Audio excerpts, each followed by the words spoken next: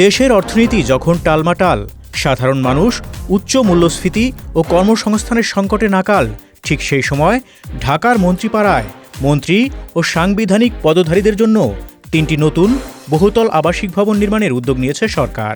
প্রায় ৭৮৬ কোটি টাকার এই প্রকল্পে ৭২টি ফ্ল্যাট নির্মাণের পরিকল্পনা করা হয়েছে, যেগুলোর প্রতিটির আয়তন হবে ৮৫০০ থেকে ৯০৩০ বর্গফুট। রাজধানীর উচ্চ মধ্যবিত্তদের গড় বাসস্থানের তুলনায় এসব ফ্ল্যাটের আয়তন প্রায় ৬ গুণ বেশি। সরকারের এমন উদ্যোগ প্রয়োজন, যৌক্তিকতা ও নৈতিকতা সব দিক থেকেই প্রশ্নের জন্ম দিচ্ছে। ঢাকার বেইলি রোড, মিন্টো রোড ও হেয়ার রোড এলাকা দীর্ঘদিন ধরে মন্ত্রীপাড়া নামে পরিচিত।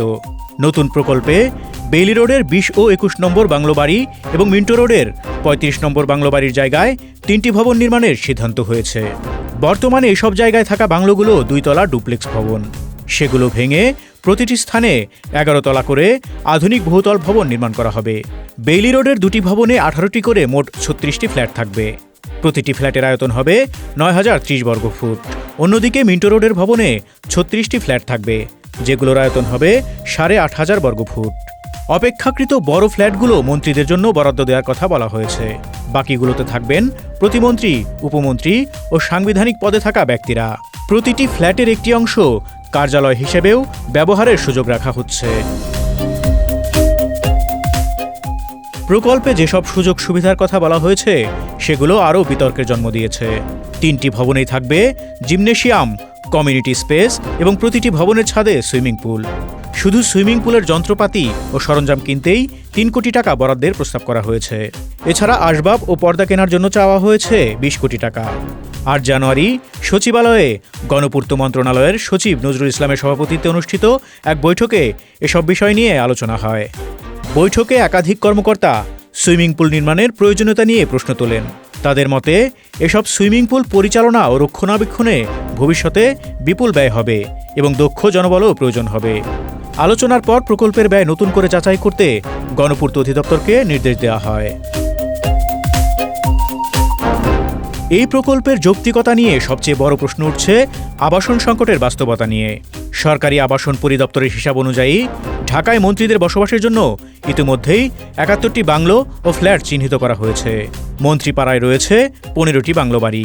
এছাড়া বেইলি রোডে মিনিস্টার্স অ্যাপার্টমেন্ট নামে ৩টি ভবন রয়েছে, যেখানে মোট ৩০টি ফ্ল্যাট আছে। প্রতিটি ফ্ল্যাটের আয়তন ৫৫০০ বর্গফুট।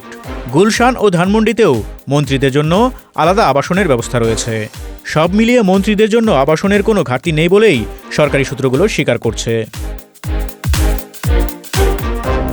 তবে নতুন করে এত বড় প্রকল্প নেয়ার পেছনে ভিন্ন বাস্তবতা রয়েছে বলে সংশ্লিষ্ট সূত্রগুলো জানিয়েছে।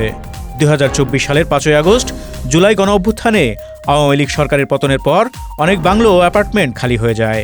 সেগুলোতে অন্তর্বর্তী সরকারের উপদেষ্টাদের অনেকে ওঠেন।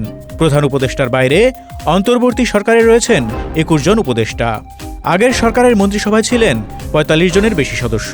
ফলে বেশ কিছু বাসা এখনও খালি রয়েছে। তবে সাংবিধানিক পদে থাকা অনেক ব্যক্তি আবাসনের জন্য চাপ দিচ্ছেন, চিঠি দিচ্ছেন বলে জানিয়েছে সরকারি আবাসন পরিদপ্তর। সূত্র বলছে, নতুন প্রকল্পে বেশি আগ্রহ দেখাচ্ছেন আমলারা। মন্ত্রীদের নতুন ভবনে স্থানান্তর করা গেলে বর্তমানে থাকা বড় ফ্ল্যাট ও বাংলোগুলোতে আমলাদের ওঠার সুযোগ তৈরি হবে। সাংবিধানিক পদে থাকা ব্যক্তিদের মন্ত্রীপাড়ায় বসবাস নিয়েও প্রশ্ন উঠছে। বিচারপতি, নির্বাচন কমিশনার, দুর্নীতি দমন কমিশনের কমিশনারদের জন্য আলাদা আবাসনের ব্যবস্থা রয়েছে। কাকরাইলে বিচারপতিদের জন্য রয়েছে ২০ তলা জাজেস কমপ্লেক্স, যেখানে ৭৬টি ফ্ল্যাটের মধ্যে এখনও ২৪টি খালি। ইস্কাটন রোডে সচিবদের জন্য সচিব নিবাসেও খালি ফ্ল্যাট রয়েছে। তারপরও কিছু বিচারপতি ও সাংবিধানিক পদধারী ব্যক্তি মন্ত্রীপাড়ায় থাকছেন। এ বিষয়ে সাবেক এক বিচারপতি নাম প্রকাশ না করার শর্তে বলেছেন, বিচার বিভাগ রাষ্ট্রের একটি স্বাধীন স্তম্ভ। সরকারের নির্বাহী বিভাগের সদস্যদের সঙ্গে একই ভবনে বা একই কমপ্লেক্সে বিচারপতিদের বসবাস নৈতিকভাবে প্রশ্নবিদ্ধ এবং বিচার বিভাগের স্বাধীনতার ধারণাকে দুর্বল করে।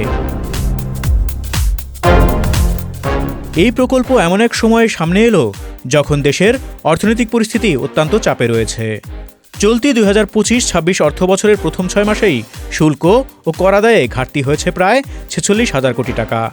সরকারকে ৫টি ব্যাংক একীভূত করতে ব্যয় করতে হচ্ছে প্রায় ২০,০০০ কোটি টাকা। জ্বালানি খাতে ভর্তুকির চাপ রয়েছে। রাজনৈতিক দলগুলোর দেয়া নির্বাচনী প্রতিশ্রুতি বাস্তবায়ন করতেও বিপুল অর্থের প্রয়োজন হবে।